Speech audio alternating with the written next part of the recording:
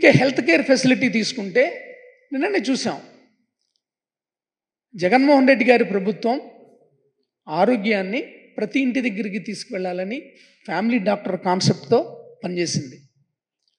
దీనికి సంబంధించి 104 వాహనాలు కానీ వీటన్నిటిని సమకూర్చి పిహెచ్సిలో ఉన్న 2 డాక్టర్లని ఆ పిహెచ్సిలకు సంబంధించిన ఊళ్ళని కేటాయించి ఆ గ్రామాలకు వెళ్ళి అక్కడున్న రొటీన్ వర్క్ అంతా చేసిన తర్వాత ఎవరినన్నా పలకరించాల్సి వస్తే వాళ్ళ ఇంటికి వెళ్ళి పలకరించడం, అలాగే అంగన్వాడీ సెంటర్ లాంటి చోట శానిటేషన్ ఇలాంటివి ఎక్కడున్నాయో చూడటం, ఇవన్నీ కూడా అప్పచెప్పడమే కాకుండా ఈ ఆరోగ్యాన్ని ఆ స్థాయి వరకు తీసుకొచ్చింది. దీంతో పాటుగా దాదాపు 50,000 మందిని రిక్రూట్ చేసుకోవడమే కాకుండా, ఆరోగ్య సిబ్బందిని రిక్రూట్ చేసుకోవడమే కాకుండా, డిమాండ్ ఉన్న చోట, ఎవరు రాని చోట డాక్టర్లకి అత్యధిక శాలరీలు ఇచ్చి కూడా రిక్రూట్ చేసుకోండి అని చెప్పిన సంగతి మనందరికీ తెలిసిందే.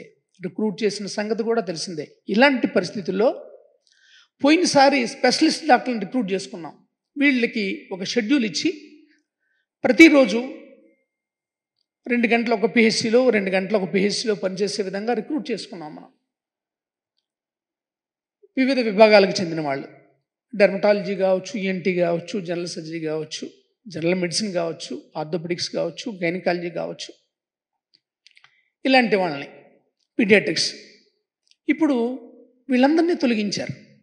152 మందిని కూడా తొలగించారు. పిహెచ్సిలో స్పెషలిస్ట్ వైద్యం అందాలి అనే ఉద్దేశంతో చేపట్టినటువంటి పనికి చాలా సింపుల్గా తీసేశారు. ఇంతకుముందు ప్రభుత్వం ఏమో వైద్యాన్ని, నాణ్యతతో కూడిన వైద్యాన్ని అందించాలనుకుంటే ఇప్పుడు వీళ్ళు చేస్తున్న పని ఇది. అదేవిధంగా మీరు చూస్తే కనుక పోయినసారి 5 మెడికల్ కాలేజ్ స్టార్ట్ అయినప్పుడు సెల్ఫ్ ఫైనాన్స్ కింద జగన్మోహన్ రెడ్డి గారు 50% సీట్స్ని కేటాయించినప్పుడు కూటమిలో ఉన్న పెద్ద పెద్ద నాయకులంతా కూడా మేము వచ్చిన వెంటనే ఈ జీవోని తీసేస్తాం, సీట్స్ అన్నీ కూడా వాళ్ళకే కేటాయిస్తామని చెప్పారు. ఇది కోర్టులకు వచ్చిన సంగతి కూడా అందరికీ తెలిసిందే. మరి ఇప్పుడు ఏం చెప్పారు? ఇదే పద్ధతిని కొనసాగిస్తామని చెప్పారు. ఆ వేళేమో జగన్మోహన్ రెడ్డి గారి ప్రభుత్వం సీట్లను అమ్మేస్తుంది అని మాట్లాడిన వీళ్ళే ఇప్పుడు అదే పద్ధతిని కొనసాగిస్తామని చెప్తున్నారు. అంటే ఈ రాష్ట్రంలో వైద్య వృద్ధి రావాలనే ఉద్దేశంతో 17 మెడికల్ కాలేజీలు స్టార్ట్ చేసినటువంటి ముఖ్యమంత్రి గారు ఎలా చేస్తే బాగుంటుంది, కాలేజీలు స్టార్ట్ చేయడం కాదు, సస్టైన్ అవ్వాలి. కాలేజీ స్టార్ట్ చేయడం కాదు, అది సుస్థిరంగా కొనసాగాలి, ప్రజలకి మెరుగైన వైద్యం ఇవ్వాలి, మంచి డాక్టర్లు తయారవ్వాలనే ఉద్దేశంతో రాష్ట్ర ఆర్థిక పరిస్థితుల్ని అన్నింటినీ బేరీజు వేసుకొని ఒక పద్ధతి ప్రకారం చేద్దాం, ఈ సీట్స్ని ఇలా కేటాయిద్దాం, వీటిని ఇట్లా కేటాయిద్దాం, సెల్ఫ్ ఫైనాన్స్ ద్వారా మెడికల్ కాలేజ్ చక్కగా రన్ చేద్దామనే ఉద్దేశంతో ఆ రోజున ఆయన చేస్తే, ఆ రోజున అన్నమాట ఏంటి, మేము వస్తే ఇదంతా క్యాన్సిల్ చేస్తాం, మేము ఇలా అమ్ముకోం సీట్లు అని పెద్ద పెద్దలు మాట్లాడారు. కూటమిలో ఉన్నటువంటి నాయకులందరూ మాట్లాడారు. ఇప్పుడు అదే పద్ధతిని అవలంబిస్తున్నారు. అంటే అర్థం ఏంటి? ఆ రోజున జగన్మోహన్ రెడ్డి గారు చేసింది కరెక్ట్ అనేనే కదా, మీరు పరోక్షంగా ఒప్పుకుంటున్నారు కదా. ఆ వేళ ప్రజల్ని మభ్యపెట్టడానికి మీరు విమర్శించారు. ఈవేళ వాస్తవ పరిస్థితుల్ని తెలుసుకుని ఇప్పుడు మీరేమంటున్నారు? అదే పద్ధతిని అవలంబిస్తున్నాం అంటున్నారు.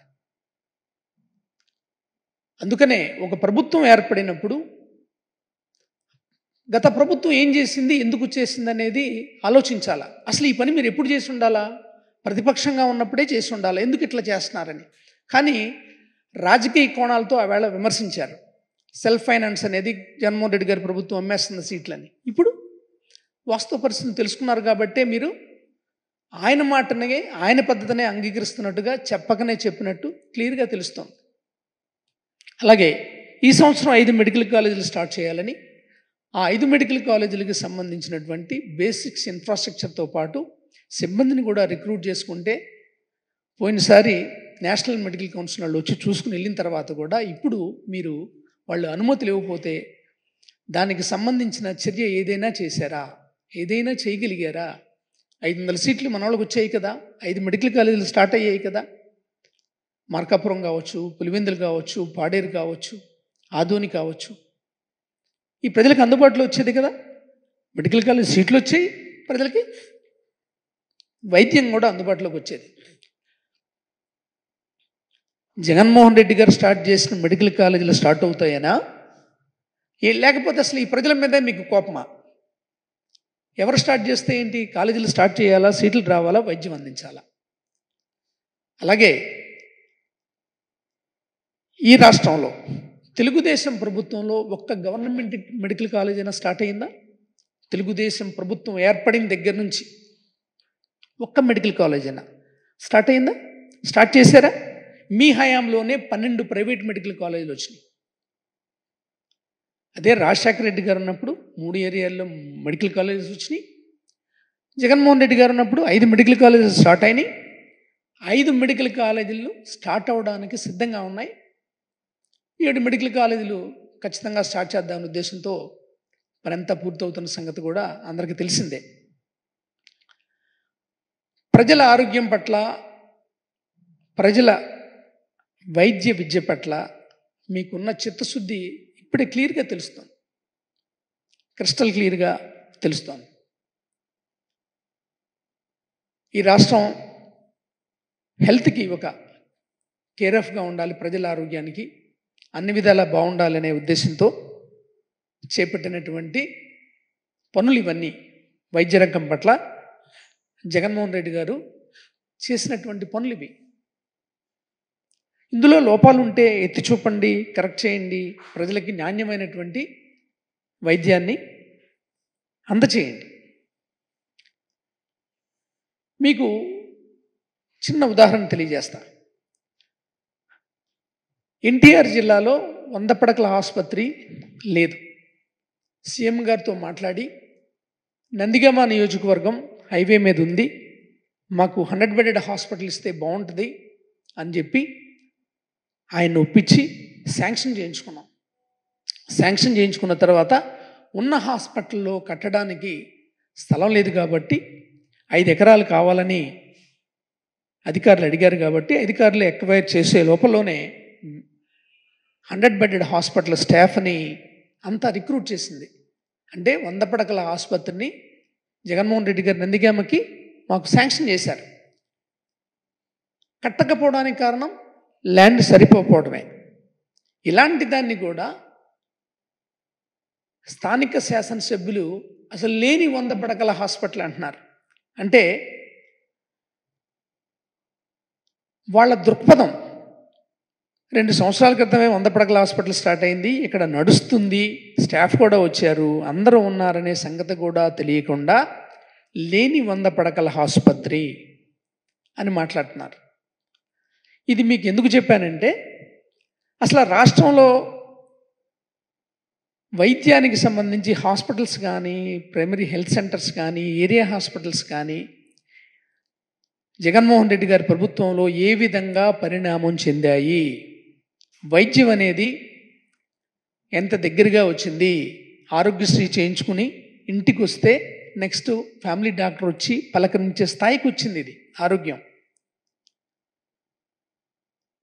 ఉన్న వ్యవస్థ ఎట్లా పనిచేస్తుంది ఏంటి అనేది కాకుండా అందరినీ భయపెట్టే ధోరణి,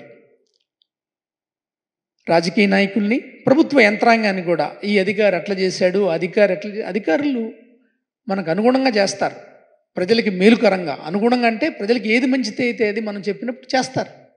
ఎవరు గవర్నమెంట్ ఉన్నప్పుడు ఆ గవర్నమెంట్లో అధికారులు ఎగ్జిక్యూటివ్ బాడీ చేయాల్సిందే చేస్తారు. ఎవరితోటైనా పని చేయించుకోవడమే పనిమంతుని లక్షణం. అది కాకుండా వాళ్ళ పట్ల కూడా కక్షపూరితంగా వ్యవహరిస్తూ వ్యవస్థల్ని వాటంతటవే పని చేయకుండా ఉండే విధమైనటువంటి వాతావరణాన్ని మీరు సృష్టించడం వల్లనే చాలా సర్వసాధారణంగా నియంత్రించబడే డైరీ ఏరియాని ఈవేళ రాష్ట్రం అంతా వ్యాపింపజేసిన ఘనత మీ ప్రభుత్వానిది అని చెప్పడానికి ఏమాత్రం సంకోచం లేదు. ఒక్కసారి చూడండి, జగన్మోహన్ రెడ్డి గారి ప్రభుత్వం వైద్యానికి సంబంధించి నాణ్యతతో కూడిన వైద్యానికి, నాణ్యతతో కూడిన వైద్య విద్యకి ఏ మేరకు పనులు చేసింది, ఎంతవరకు చేసింది, ఎందుకు ఇంత మంచి పేరు వచ్చింది ఈ దేశంలో వైద్యానికి సంబంధించిన ఆంధ్రప్రదేశ్ అనే దానికి ఒకసారి చూసి ఇంకా మీరు మెరుగుపరచాలని మీ అందరికీ మరొకసారి విజ్ఞప్తి చేస్తూ